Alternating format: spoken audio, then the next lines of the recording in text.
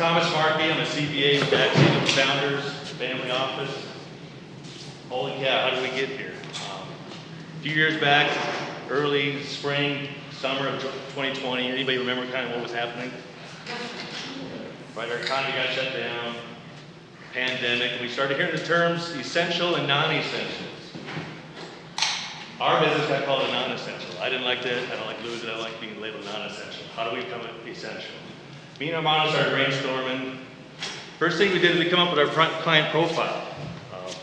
You can see this over here on this whiteboard. We work with founders. Small business drives 50 to 60% of our GDP. Turn to your neighbor and say, you are essential. Turn to your second choice and say, you are essential.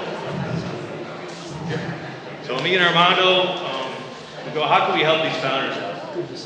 One of the things we notice that they're normally the first ones in their families to break through. We call it the first generation to kind of be successful. Second characteristic we often see is that 60, 70, 80% of the net worth is in their business. Third characteristic we see is that when they go to exit the business, I got a study here that said that 80% of business owners after the exit are unsure that they got what they should have got after the sale. That's a problem. So I'm here to ensure, and Armando's here to ensure, you're a panel, ensure that doesn't happen. So Armando did an incredible job of establishing a professional network. You're going to hear from those guys today. We're going to talk about our systems and our process that we help you exit that business. So with no further ado, let me introduce the other half of AXIOM Founders Family Office, Armando Roman.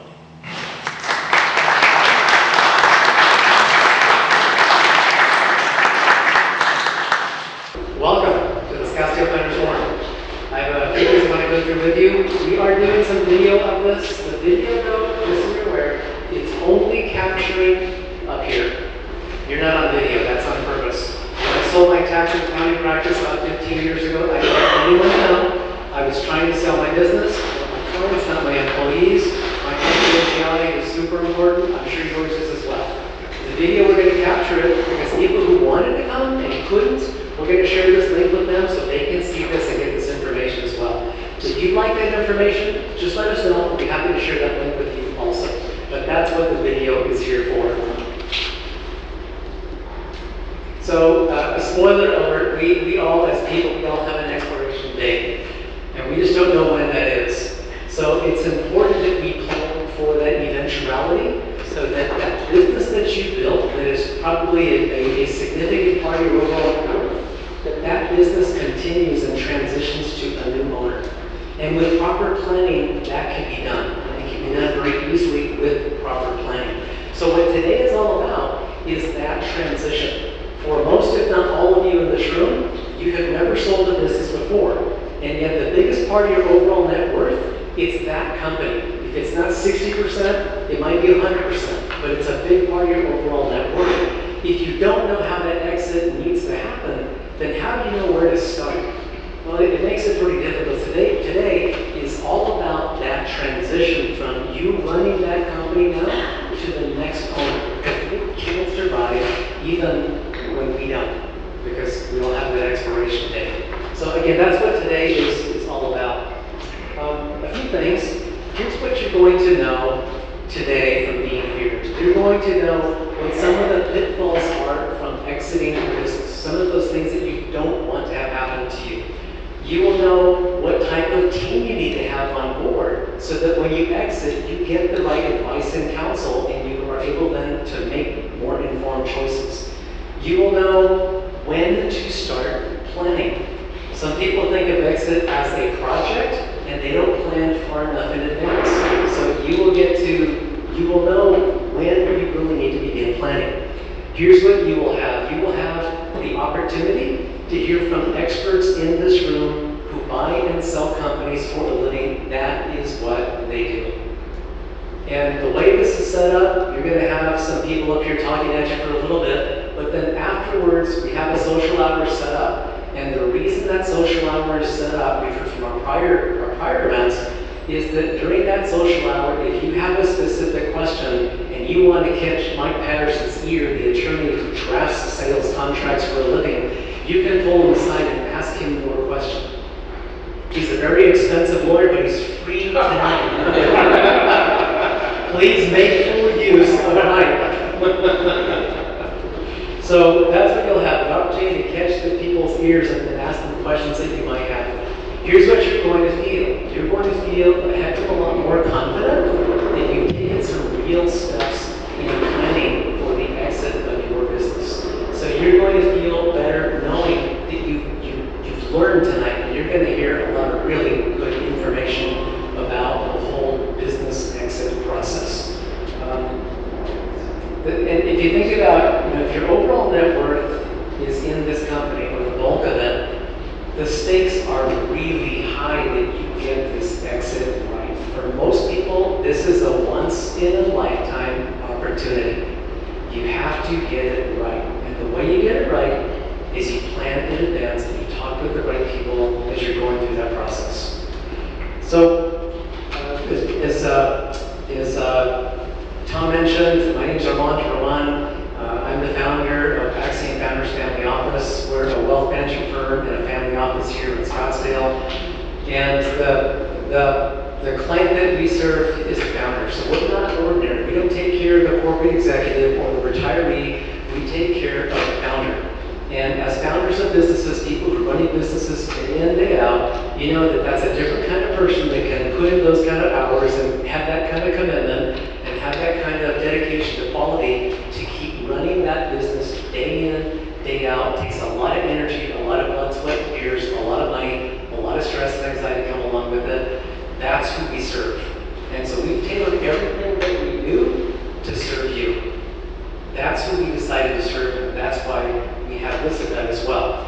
We had a client who went through a business sale a few years ago, and the client came to us, a referral from their CPA. And when they came in, I remember when I sat with this couple, I asked them, the obvious question. He was, I think, about 63 years old. He had the company 25, almost 30 years. I said, well, the obvious question is, when are you going to sell your business? He got very offended at me. Armando, I don't want to talk about that. I understand, but you're asking us to put in a 401k profit sharing plan for your company. I need to understand what your goals are so we can really tweak this and make it work for you. Armando, I don't want to talk about selling business. It's not for sale. I dropped it. Within 12 months, he had a letter of intent signed. He was game on selling his company for $25 million. So, while he was in that process, he and his wife joined him. I think he had it 10 years and she joined him after. She was doing stuff in the office there, and then he was hands-on. Anyhow, as they were going through that process, they were very busy with the due diligence as they were selling that company. And I called their tax CPA and said, hey, our client who's selling this company now, I know from talking with her that they're very generous, very philanthropic, they want to give and they want to have an impact. And I asked them, have you spoken with them about how charitable giving can help them this year when they're going to have the biggest tax hit ever? He said, no, I'm going to wait till it closes because they're too busy right now. I was a licensed CPA 32 years. That's the wrong answer. You don't plan after the fact. You plan ahead of time. And they could have had a different outcome. Maybe not much, but somewhat. If they had planned ahead of time, and if their CPA had kind of pulled the bite and said, hey, you got to do this now. But that didn't happen. Their sale closed right around December 20th. That meant there were 11 days left in that calendar year. Between Christmas and New Year's, I'll bet no planning happened at all on this $25 million once-in-a-lifetime sale for this family. And when that happened, I said to myself, this is never going to happen again with one of our clients. We're going to get ahead of this. It's never going to happen again. We're not going to allow it to happen. So we have this event to invite clients and others who are in that process, who are thinking of selling. And if I can just grab this for a second, you've got these cards and these flyers on your table here from the Scottsdale Founders Forum, that's why we created this. So that you can come and you can learn and you can take the right steps and ask the right questions along the way, so that when it comes time for you to exit your business, you're better prepared, better informed, and you've got a better outcome. So, very grateful that you are here to give you a lot of information.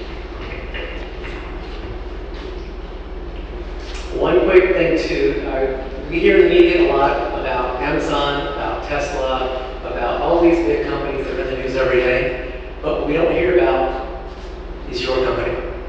And if you look at who drives the American economy, it's you.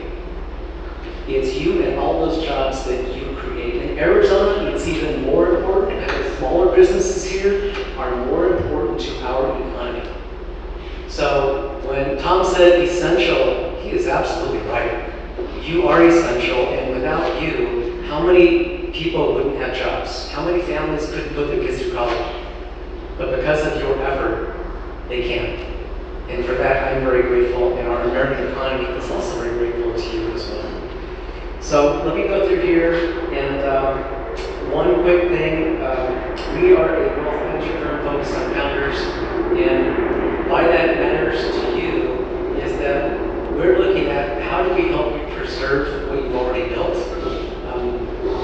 You have a net worth mostly tied in that business. Most advisory firms, financial advisory firms, don't want to talk to you until you have cash in the bank and cash that you can invest. That's not us.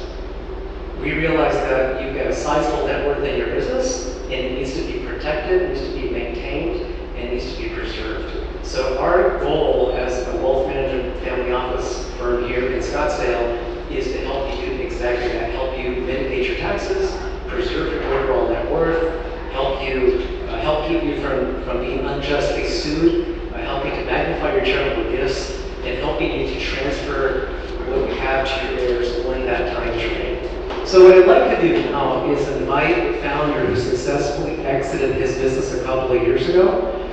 And Richard, where are you? There you are. So Richard, come on up, please.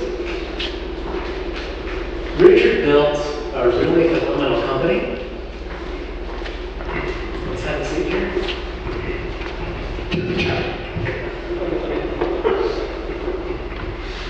So let me introduce to you Richard Dickens Quality Demolition. Richard, I'll ask you a few questions. Most of the people who are here, they came because they haven't sold a company before. They have not been through what you've been through. And if you can share things with them that will be helpful, that will be great. So I'm going to ask you first of all, if you could tell them about the company that you built. Spend a couple of minutes and tell them about the company you built. So we are a large-scale commercial demolitions contractor. No, we don't blow buildings up. That's like the number one misconception in our industry. Me and my wife Lucy right there, started the company a little over 26 years ago. Started real small in our house, 3 employees, and built that business over the last 26 years. We're the largest demolition contractor in the state. Employ about 200 people, mainly work in Arizona, Metro Phoenix, Paradise Valley Mall. We demoed that. We're demoing Fiesta Mall right now. Every major hospital. I always say normal people don't realize how much demolition actually takes place. We've torn down tons of buildings around Scottsdale Air Park. So that's kind of what the business is and what we do. Fantastic. So let's talk then about when did you know it was time for you to sell? How, as the owner, as the founder, how did you know it was time for you to start thinking about that? Well, when we kind of hit 20 years in business, we started pretty early. We started our family very early. So at the 20-year point, we've been real successful and had gone through some really, really good years and some tough years as well. But our kids were out of college, and financially we were in a really good place. And it really, the company really had its own momentum at that point, and really, I felt like I was holding it back. And just because I had kind of reached this level of success, I was happy. We had a second home and could pretty much go and do mostly whatever we wanted.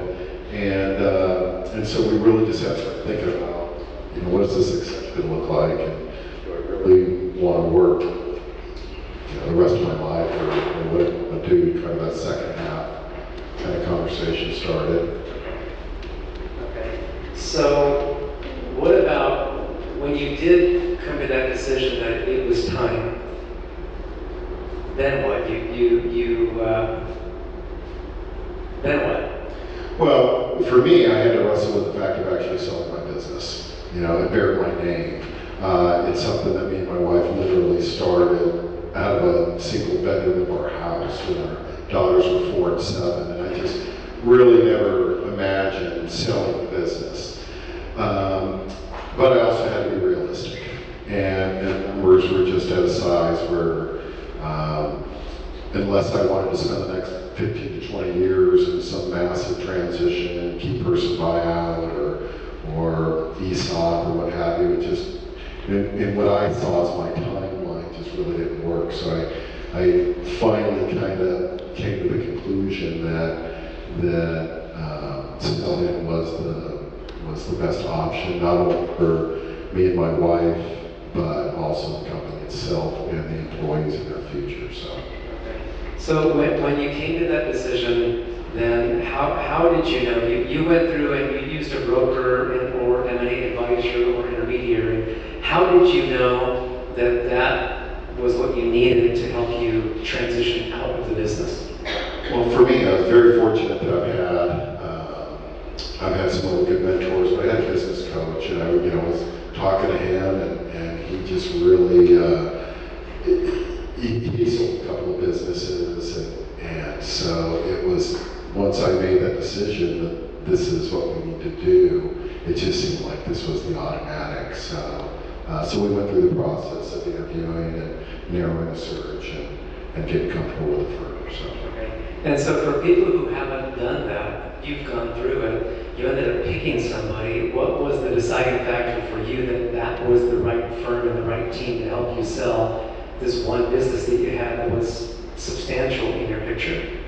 Yeah, for me, it was getting comfortable with the people I was going to work with. I felt like they listened to me. They understood what was important to me. When I say people that say money doesn't matter, that's not necessarily true. But if money's the only thing that matters, then that's not my kind of person. I'll just say. So I just got really comfortable. We interviewed a few different firms and went through 3 rounds.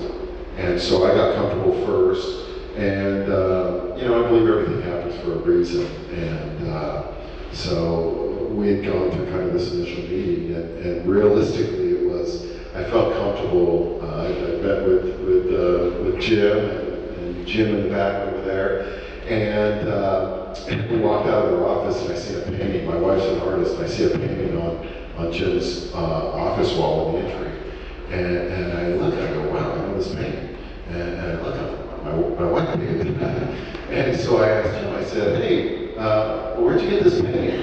And he says, oh, I donated some money, and I bid on it in an auction. A friend of mine was at this big McDonald Music Festival, and it was in that auction. I bid on it, and I won it.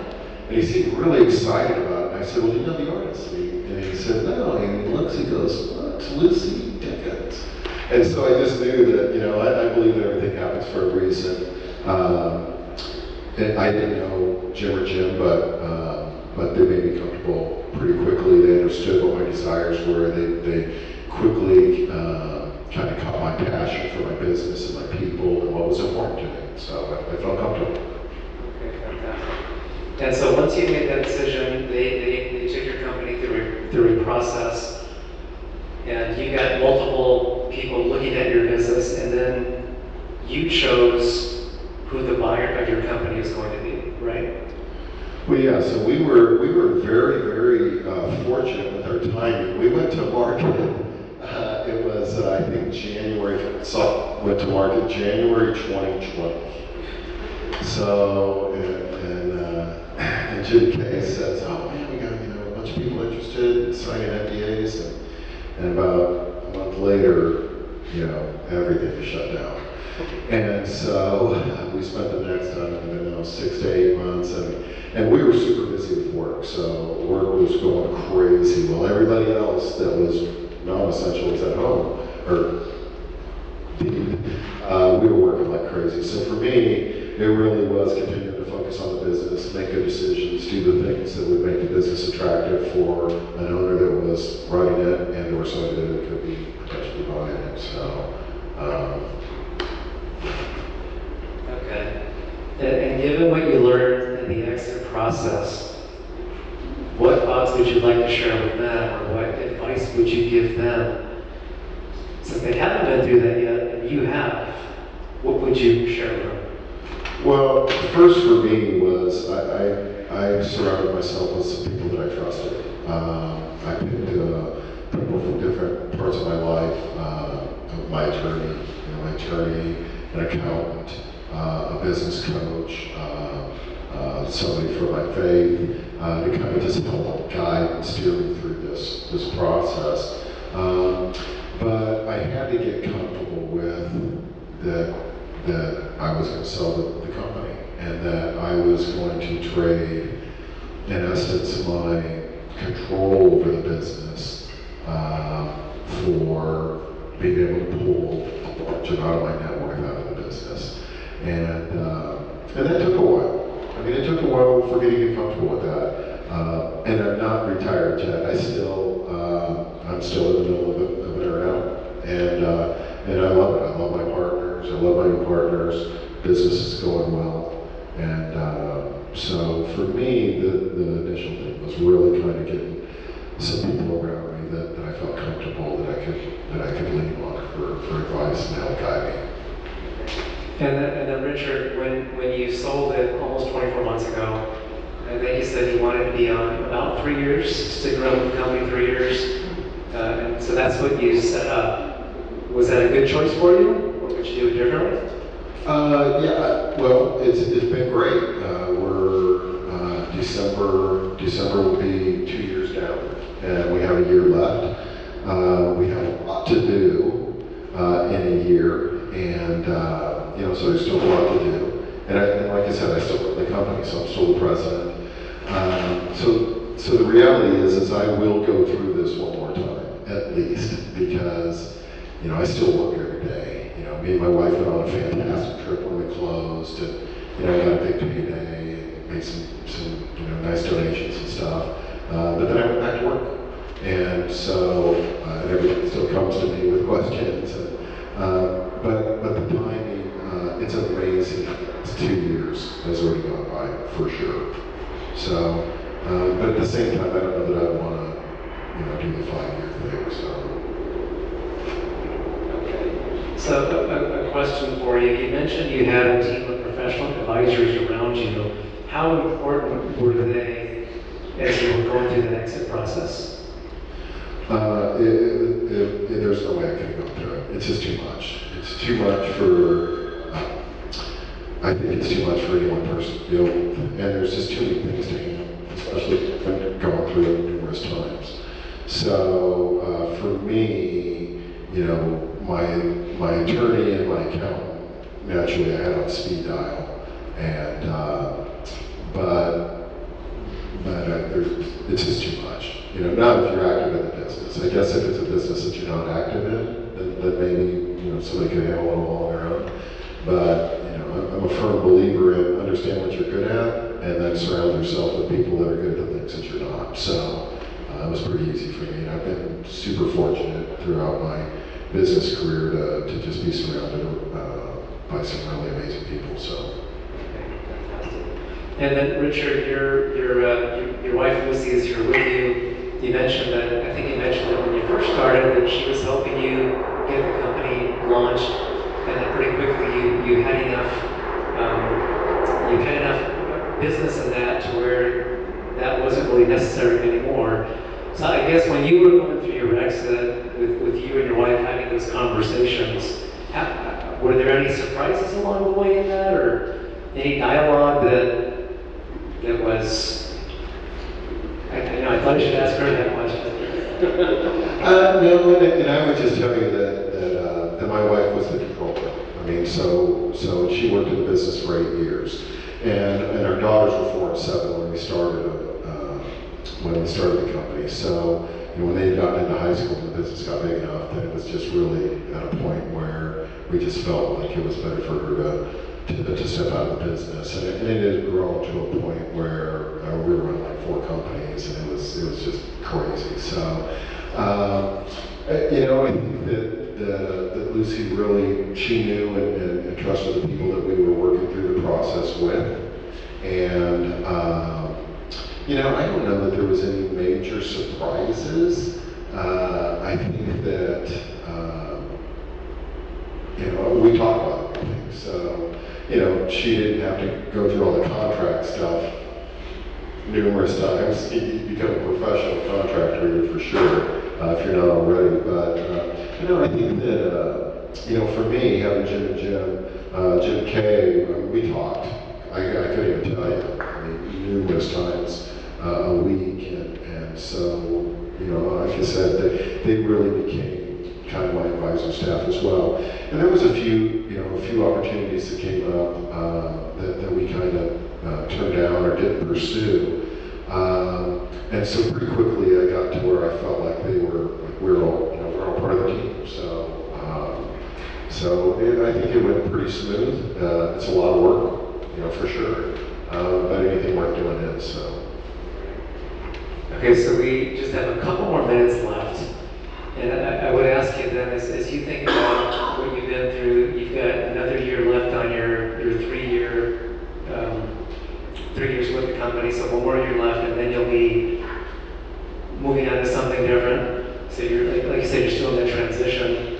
But for them who haven't gone through that, other thoughts you might want to share with them that maybe we haven't touched on already? Well, for me, I think the biggest thing is know what you're retiring to. I mentioned that to a couple I was talking to over here. I think that it's important to have a plan and know what you're retiring to.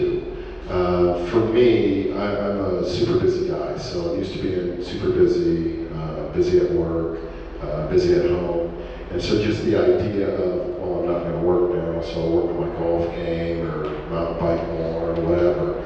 I think that's just probably not realistic for me. And I would like to get better at golf, and I would like to mountain bike more, but I'm not going to do that full time. And so for me, it's important to have something to retire to. So I have something that me and my wife are really involved in marriage coaching and some marriage ministries at our church and stuff. So that's something that we spend a lot of time on, and something that we want to invest more time. The reality is my wife has got a business and is a full-time artist, and she just reminded me that she worked for free for a year and then worked for literally peanuts for the next 7 years. So I got some back pay, I know her, and but so I think it's important to have something that to retire to. And going into it, I'll just echo what you said about thinking about charitable giving in advance. For us, we've been very fortunate and had the opportunity to be exposed to a lot of opportunities to be generous and just support some really great causes. So by that, I want to take away what somebody else is going to say, which we actually have your guys' stuff too. So, but I think it's important to be able. There's vehicles out there that allow you to be charitable at the time of a sale, but you don't necessarily have to make a decision right then and there on who you're directing funds to. So for us, we had already been exposed to a lot of that. So for us, it was just an automatic, hey, we're going to do this, from a percentage standpoint with gifts out of this. And it was good that me and my wife were on the same sheet of music with that. So I think it's important to work out those kind of things. Yeah, good. I'm glad you brought that up. We will talk more about what he's touching on, donor advised funds and charitable giving, and how it can be impactful for you when that sale comes about for you. And so you have worked with the Arizona Community Foundation, and Kristen over here in a minute is part of that 70-member team who that's what they do here in Arizona. And then one last thing for you, chose Fox and Finn, you chose them to represent you in that sale, and you said you felt comfortable with them, and that it was a good outcome for you. Anything that just one thing about, anything about Fox and Finn that stood out? You chose them obviously because you felt good with them, but anything else that stood out about them that they might want to know about? Well, I'll just tell you initially, I don't like that I say this, but kind of the valuation that they had given me initially was less than what another firm had given us. But I felt like they were using real information, and I felt good about the number. And you know, just say, you know, super smart guys, and then I think that Jim Afinowich, as far as running the practice itself, I just feel like he's somebody that does what he says he's going to do, and I know we can't work on handshakes, but Jim is a guy that I work on a handshake with. I really would, for sure, without a doubt. Good guys. Richard, thank you. Really appreciate it. Thank you. Round of applause.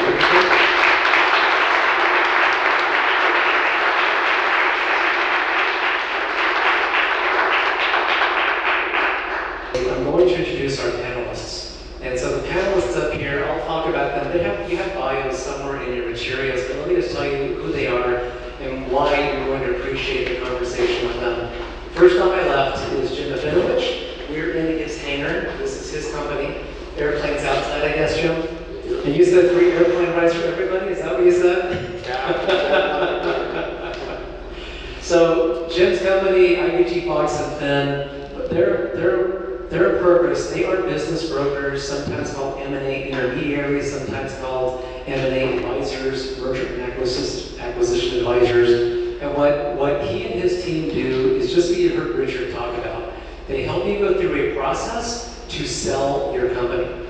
And he'll talk about his auction process and what that really means. But in essence, what he's doing with his team, he's taking your company, getting it into a format that people will understand and recognize, and then taking that to the market saying, hey guys, I have this company, it looks like this. And Jim told me before, when buyers are looking to buy, they're looking to buy a cash machine.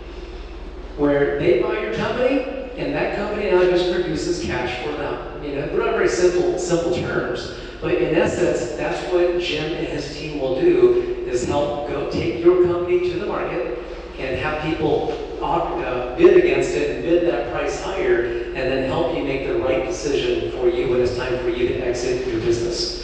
Next to him is Kristen Mihaljevic. Kristen is with the Arizona Community Foundation. And Kristen's part of a 70-person team in Central Phoenix. And I would say the Arizona Community Foundation is probably one of the best kept secrets in Arizona.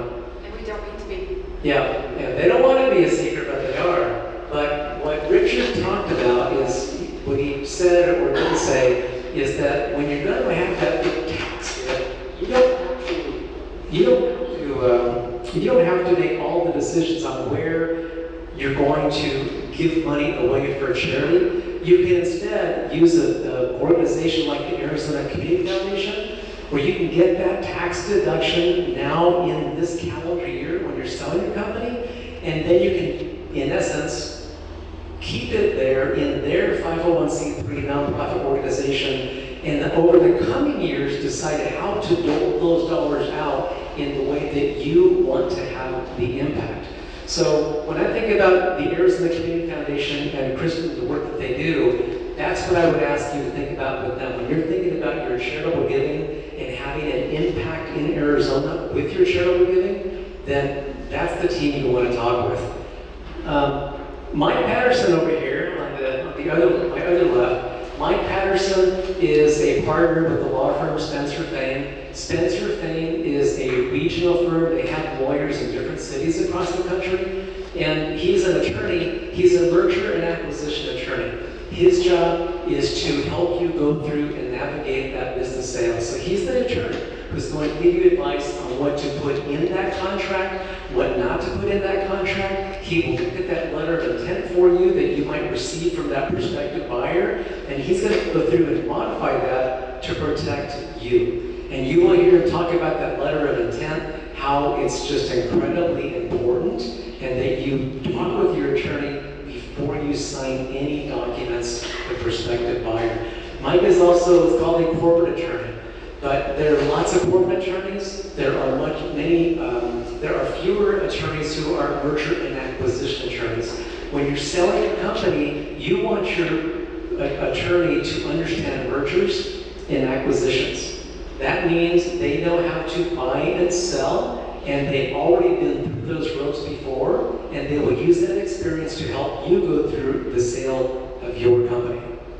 So your regular business lawyer, if he or she doesn't have merger and acquisition experience, I'd say they're the wrong lawyer.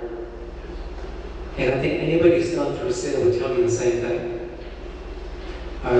Same thing with your tax CP. If they haven't gone through some of the sales, they might have some of the same issues.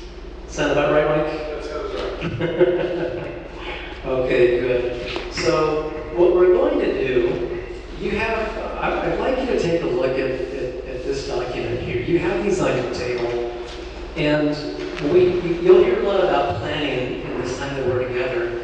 This document is one of the main, if not the main, planning tool that we use for our founder clients. I'm going to walk you through this just really quickly, and I'll use this as an example so that I can ask questions of the panelists here. So this is what we call our total client profile. And the total client profile, I'll just start clockwise from the top. You can see up there values. This is what are your values. That's what this is all about. Going clockwise, then you'll see goals.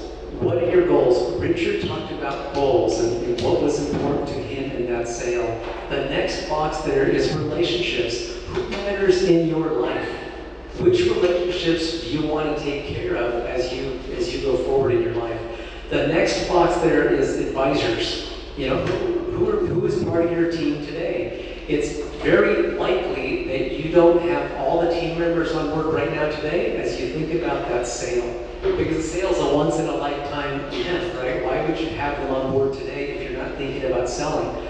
Often when we meet people, they don't have the right team members. They're lacking a couple or few. The next on there, again clockwise, is assets. What are the assets that you have, including that business, and what is the overall net worth? The next is processes. What processes do you want to follow? And then the last thing about 10, 11 o'clock on the face of that clock is interests. And we have this because this will tell founders, this needs to drive all the planning that you're doing. This is you. This is you and your family. The planning is driven by you, your situation, and what you want. Not what somebody else wants for you, but it's driven by you. And so this document becomes very, very important because of that. You heard Richard talk about the process. You heard him talk about your team. He felt comfortable with you. For someone who has never hired a broker, investment, or a M&A advisor like you, what do you do? Well, our process, first, Richard, thank you for the kind words and thank you for being a client of ours. You talked about picking your team and having the right people, and I think that's very important. It's the same with us. We can only work on a limited number of transactions, so we actually turn down about 3 out of 4 people that come to us to become a customer. They're either not ready, or they're not realistic, but that fit is very important. And I've told people, if you don't like me, I'll give you the names and phone numbers of my competitors. Get somebody that you feel comfortable with. This process, on average, takes about a year. You're going to spend a lot of time with that person, and you better feel comfortable with them. If you don't like each other on the first date, you're going to hate each other when you're married. So make sure you got the right fit to begin with. That's the first thing. Process, really, it is a process. People think that you just, I find a buyer and I sell the business. Well, in these size businesses, you want to have multiple buyers. You have to say one buyer is no buyer. You want to go to market. You want to be prepared to go to market ahead of time. Oftentimes you're working 2 or 3 years in advance. You don't just wake up one day and decide you're going to sell that day. So you have to work on it. I would contend that you should run your business like you're never going to sell it, and run your business like you're going to sell it tomorrow. And I've had situations in both cases where somebody was killed in a car accident and the family suddenly had to sell the business, and it wasn't prepared to do that. So process is starting out ahead of time, looking at your business the way a buyer is going to look at it. Look at it as the market is going to look at the business. And it isn't always the same way you look at your business. So having advisors let you know how the market is going to view your company is helpful. Planning in advance, as I mentioned. But once you've planned in advance, once you've got the right team of advisors around you, when we finally go to market, we do a lot of research, we look at values, we look at buyers, we do a national search for buyers. Typically, we go to market without a price. And that may sound crazy, but if you put a price on a business, all you're doing is putting a cap on it. You don't know what some buyers are going to pay for a particular business. You know, businesses are going to be based on some valuation principle, some multiple of earnings, but people will buy for other reasons. They'll buy to block a competitor. They'll buy to buy market share. And you don't always know what those reasons are. When we go to market without a price, we're trying to get multiple buyers so that we can play one against the other. Not only to maximize price, but maximize take-home. You know, it isn't how much money you get, it's how much you have after tax. Having a good attorney, a good accountant, help you with that, maximize that return. Also, we want to have multiple buyers if we can. We don't always, but if we can, we want to have a choice. People don't always sell to the top bidder. I've been doing this for over 35 years, and I remember one of the first businesses that I worked on was a veterinary practice. And I was particularly interested in that because my father was a veterinarian. And they got a buyer for the business. They had half a dozen buyers that went to the seller and said, "Doc, I got good news. We've got a full price, all cash offer." And he said, "Well, which buyer was it?" We said, "Well, it's buyer number B." He said, "I want to sell to him. I want to sell to buyer A." Well, so buyer A is giving you 50% down in 5-year terms and not full price. He said, "I don't care. I want to sell to him." And he went on to say, "My clients have made this business what it is. I've got employees that have been here for 30 years. I want the guy that offered the most money," and he named a body part. All individuals have one to describe this particular person, and said, "I don't want to stick my customers and my employees with that guy. I want this one. He's better for my employees." So if you're going to a broad process and have multiple people, you're going to maximize value, but you're going to have choices. And so that's simply stated the process. Value the business, find buyers, package it, make sure the business is ready, and then be prepared to spend a lot of time doing it. Thank you, John. So, Kristen Mihaljevic is the leaders of the Community Foundation, and she spends her time working with donors, talking with donors, helping them achieve the goals they're trying to achieve with their charitable giving. Along the way, there can be some pretty significant tax breaks with what people get when they work with you.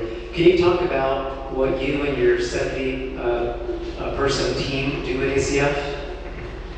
So our favorite thing is to get a call from somebody who says, "I'm interested in selling my business." And the first question that we want to ask is not surprising, where are they in the process?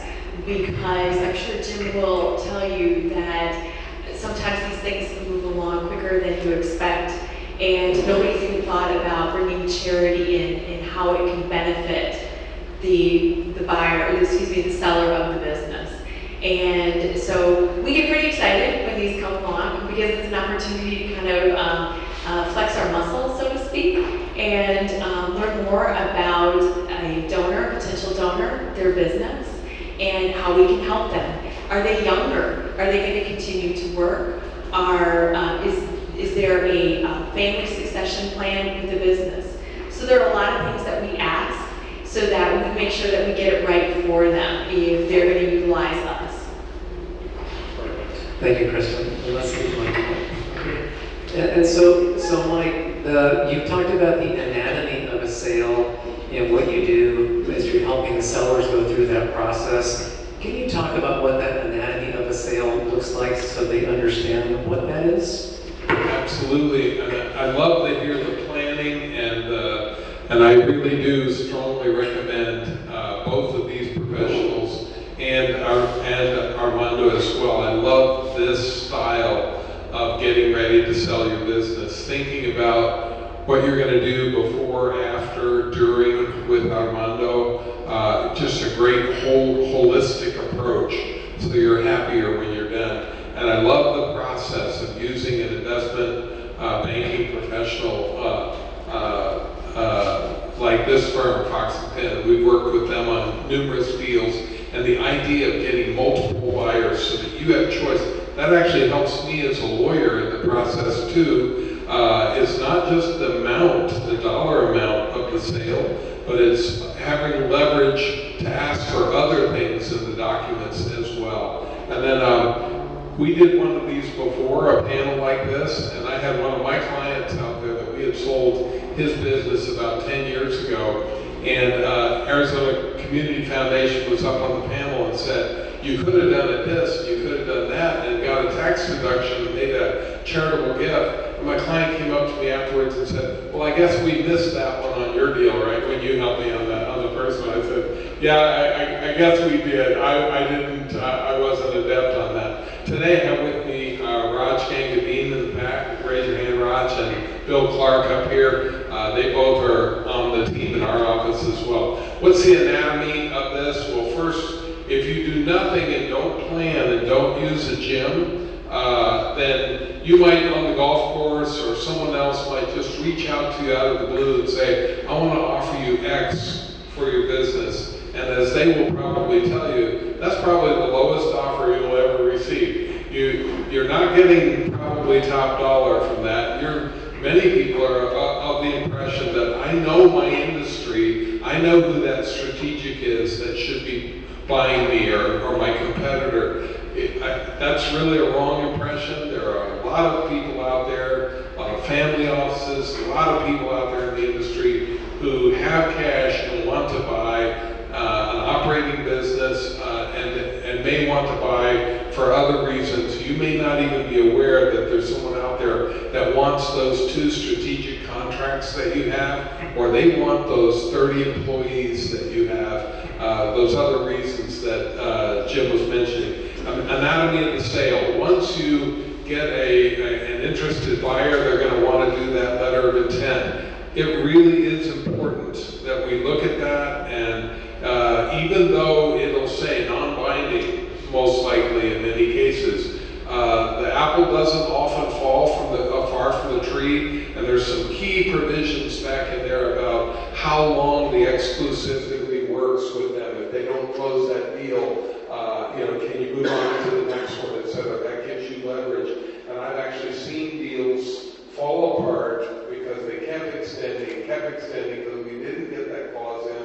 I wasn't part of negotiating that. It came to me signed. And now it's extending. They're doing more and more due diligence. And, oh yeah, we found a piece of bubble gum under one of your trays or something, and we need to lower your price. Or we're not going to do the deal, that kind of thing. That letter of intent, incredibly important. You're making a decision up front, depending on what kind of business you are and what kind of sale is, whether in most cases it will be an asset purchase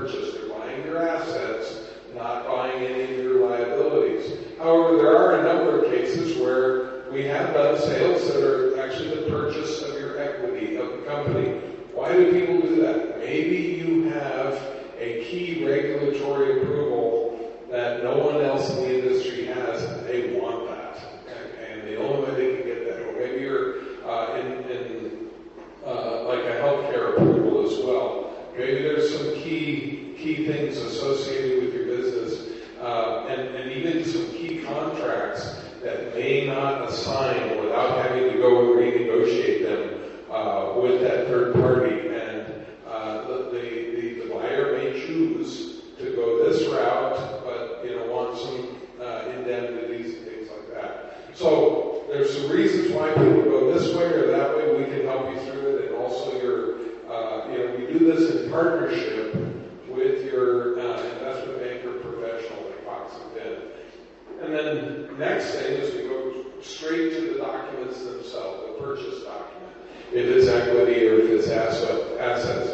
And it is not just about the money and where you're going to get it, whether it's all cash up front or you're going to get paid a chunk and then get paid something we call an earn-out over a period of years. If you hit these targets, the milestones, etc., and we will want to, if part of the purchase price is going to be paid out, we want you to have some influence and control and stay in the business, at least have enough influence so that I can hit those targets so that I can make that money. Does that make sense? And then indemnities and your reps and warranties that you make. This all sounds like a lot of weeds, but we want you, when you're done with this, to be able to go, if you want to, and zip line in Portugal or move on to your next thing without you having all this trailing behind you of risk. And that's my job, and to work with the investment banker, professor, the intermediary, to pick out of the offers that come in and then negotiate and try to get where we would encourage you to be based on your goals in your future. Well, I set it up, Armando, for that one question. That's all fantastic. Thank you for that. I want to say brain-nuts. It is a lot of information, but in a short time, you really can't touch on everything, obviously, but he can give you a lot of information so that as you're getting further along the process, you just are included in it to then give your attorney a call or Jim a call or Mike or whoever needs that phone call. I did one thing to what Mike said. First I'm going to preface it by saying there's 3 stars need to be aligned when you sell your business. It's got to be the right time for the business, the right time for you, and the right time in the market. And today we have a very active market. There's a lot of money out there chasing deals. Our typical transaction will get 6 to 8 buyers for. Now again, not everyone, but that's fairly typical. We're talking about not setting a price on it. Steve, you had a deal not too long ago. We looked at it and said, it's probably worth $14-15 million. We got 8 offers that range from $12 million to $18 million. A huge range, and every buyer thought they had the right price. And the last thing you mentioned, someone approaches you on the golf course. What we're seeing a lot these days are private investment groups, professional buyers approaching businesses directly, saying, hey, let's just do a deal together. I can save you all those broker fees, and you're not saving money doing that. That's not going to be your best buyer, usually, when you're approached directly. If you've got a good business, you are going to have interest in that in today's market. And the best example I can give you of that is a gentleman who called me on a Wednesday and said, I just got a letter of intent to sell my business. My lawyer said I should talk to you before I sign it. And I said, okay, come in and see me. He did. He said, yeah, we were approached by this company. They're inter-industry. They're a synergistic buyer. We really like these people. We'd like to sell to them. We spent 8 months negotiating this deal, and I've got them up to $6 million. And And I said, okay, well, what I want you to do is go back, tell them you're hiring an investment banker, give them my name, and I'll give them a call in a couple of weeks when I get my arms around the deal. And he said, oh, God, no, we can't do that. He said, the letter of intent expires on Monday. And I said, trust me, I've done this a long time. We spent 8 months. He's got to wait. So we called the buyer, delivered the message, and he said, oh, don't get some damn broker in the middle of this. They just stretch things out. They screw deals up. They're going to mess it up. Don't hire them. And he said, this is the biggest transaction of my life. I want to be personally represented. He hung up. The next morning, the buyer called him back and said, listen, I really want to get this deal done. I don't want it delayed with some damn broker. So if you promise to leave the broker out of it, you can make it $8 million instead of $6 million. So he called and told me that story. And he said, it took me 8 months to get it to $6 million in 24 hours. You got me $2 million more, and I haven't even hired you yet. And I said, you're hiring me, aren't you? And he said, oh, yeah. And he did. And we sold the company for $10 million. He thought 6 was a good offer. But that's being approached directly.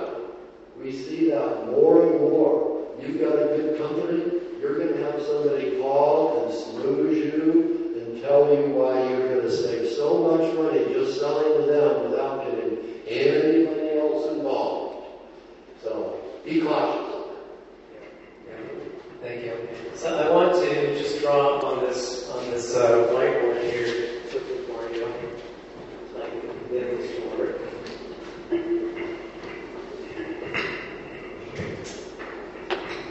So I want to draw for you. Mike talked about a team effort. He talked about working with Jim and working with the other people on your team so that it all works out for your benefit. We had Mike and Jim in our office last week for a meeting exactly that purpose, to talk about a client situation and how do we help this client. The dialogue that we get in that kind of a meeting is really phenomenal. Because you get a lot of expertise in the room, a lot of perspectives, and the outcome is really best for the client. We start that meeting by talking about our wealth management formula and how all the pieces need to come into it so that it can make sense. I'm going to try that formula here for you, and hopefully you'll be able to see that. So to us, wealth management is investment consulting, that's the IC, plus advanced planning, plus relationship management, a lot more about each of these. Advanced planning is wealth enhancement, which is mostly tax, but it's tax, debt management, and cash flow. All these things matter when we're looking at that overall picture. The next piece is wealth transfer. At what point does it make sense for you to transfer what you have to whoever you're going to choose? The next piece of this is wealth protection. You have an overall net worth, and most of it, or a big chunk of it, is in that business you own today. So how do you protect the overall net worth that you have? By the right types of trusts, using the right types of business entities, and using the right types of insurance on everything. That's what you can do to help protect that overall net worth that you build. The last piece of this part of the formula is charitable giving.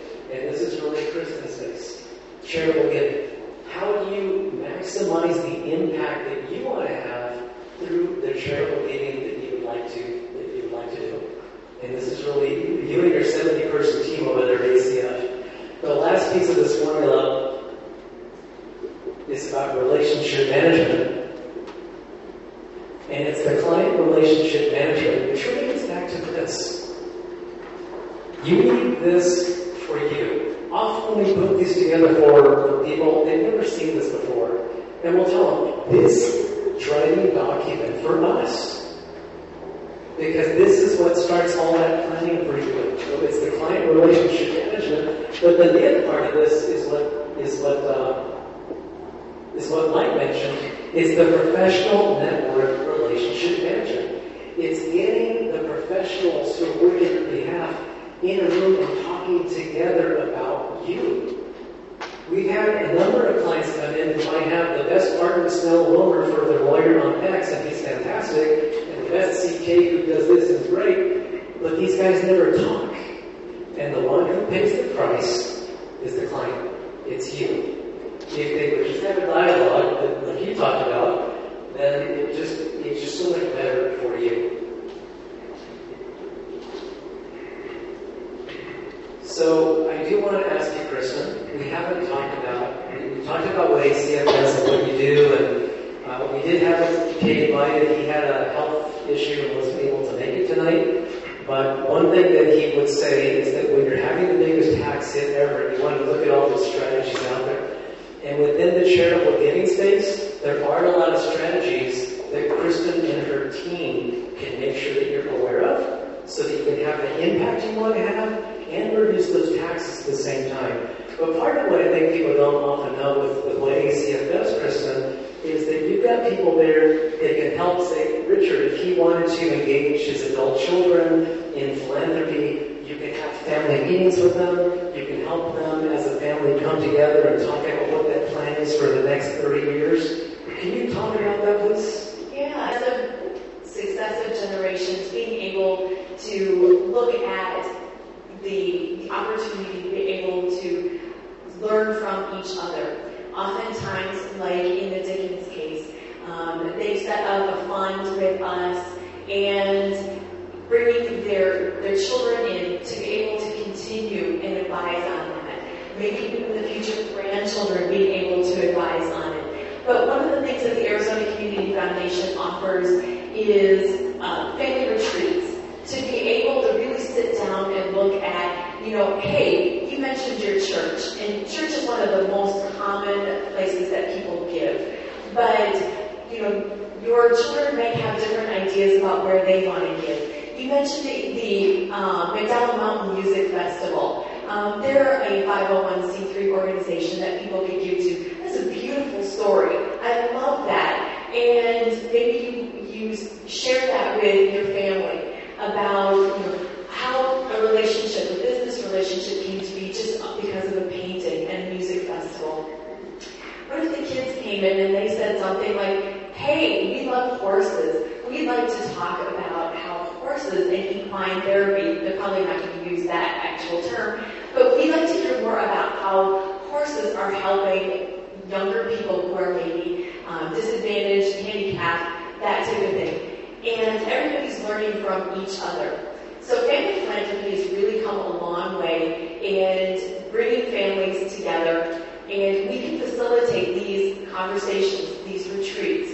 We do them frequently, and what we see is that the bonds between the family grow, and the opportunity to be able to have this windfall of money that you probably haven't had this type of freedom and flexibility before, and now the family has some options and opportunities to be able to do some good with it. Thank you, Kristen. And full disclosure, I forgot to mention, I am on the board of the Arizona Community Foundation. They invited me on the board about 3 years ago, and when they invited me, they said what they wanted is we work with founders and business owners, and they didn't have anybody like us on their board. And they also realized, and this hit home very much for ACF about a year ago, they got their biggest check ever about a year ago from a founder who got paid her, and he gave them a check for $100 million. The biggest check ever from somebody like you who stuck his neck out, built a successful business, amassed incredible wealth, and was able then to give a big fat check to charity. And ACF received that check. So it was $135 million. 135 million. Even We're better. still working. We're still using that story. We're going to get all this work out of it. It's a fantastic success story. And because of how you can tie in philanthropy to a tax break, to helping get some relief on that big tax, biggest tax hit ever that you'll experience, we've made it our goal, our company goal at AXIOM, to help raise another $100 million by helping founders who navigate that exit, working with the right people and with us, so that we can then funnel another $100 million million, maybe 135 million. 136, price is going up. But we can then get some of those funds together for the benefit of Arizona. And it's not for any one cause. It's for whatever cause tugs at your heart. Because that's what ACF does. Is if you get to the Heart Association, it's all about heart. If it's cancer, it's all about cancer. With ACF, you give the money to them, and then you can direct that some goes to the heart, some goes to cancer, some goes to kids, some goes to whatever you choose. And that's what is so beautifully flexible about the Arizona Community Foundation. So again, this check is here because our company goal is to help raise $100 million by helping founders successfully navigate that once-in-a-lifetime exit. And we hope that may be your future as you think about your own exit. I'm going to recap a little bit. We'll be short on time. And so I'm going to recap what we've been hearing today. We heard a lot about planning ahead. I think that Richard told me he planned about 5 years ahead. He started thinking about exit and began to plan 5 years ahead. That is not common. And what Richard did is not common at all, but it certainly worked for him, and it's better when you plan ahead. Talk with your attorney, talk with your tax group, plan ahead. We also heard that having an auction process can get multiple bidders to bid up your price and not put a price on your company. Let the market decide what is your company really worth. We heard Mike talk about the legal parts that need to be in your contract, and he said be cautious about signing that letter of intent or letter of interest, whatever LOI is. But just being very cautious, because even though that may say it's non-binding, it falls very close to the tree. The apple falls very close to the tree, and if it has all the elements of a contract, you might even be able to argue that it actually is a contract.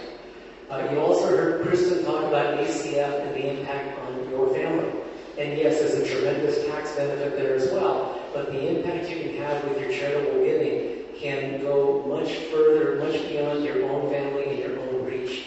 And we often hear from founders that what they want to do, they tell us that they're stewards of these monies, they've been blessed, and they feel obligated to share that with their family, with their extended family as the safety net, and with their community at large. And if that is you, then you want to make sure that you talk about philanthropy and charity when you're having this big tax hit. We have a poster up in the middle here on the wall that you may not have seen yet. The reason that poster is up on the wall is we have it in our conference room. We found that when we could just have this up on the wall and people can see themselves when they walk into our room, they know they're probably at the right place to have a conversation with us. And so we put that there. It also helps weed people out who don't fit with people we want to work with. But there are people like you, first generation wealth, typically. The first ones just knock it out of the park and feeling like you have been blessed and you want to share those blessings with the community at large. So we heard a lot from our panelists here, and I'd like to give them a round of applause, please.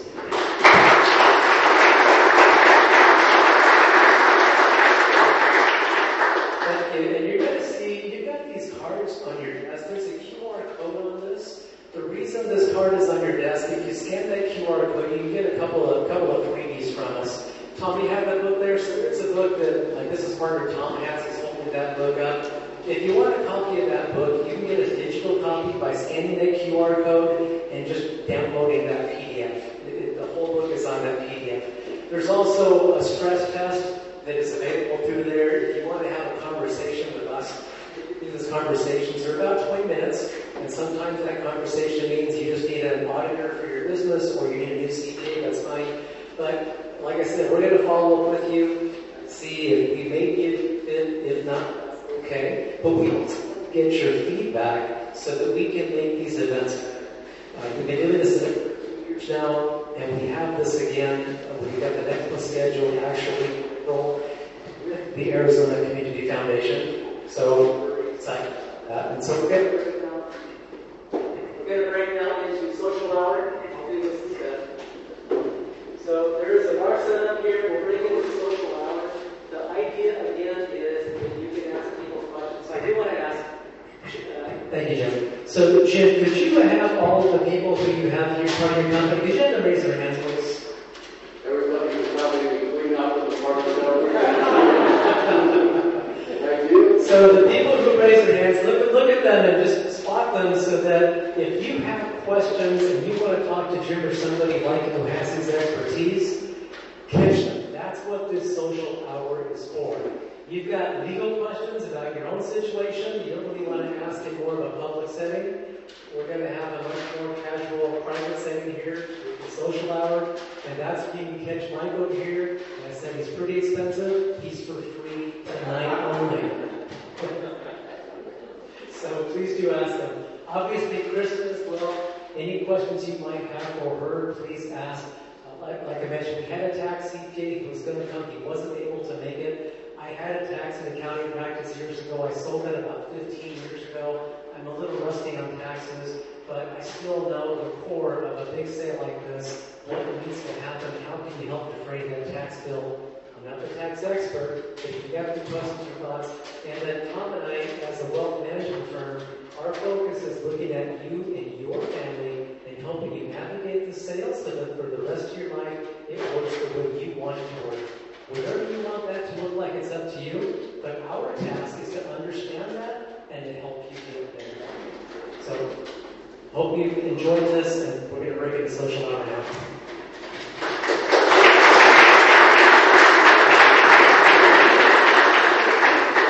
Lots of food over here.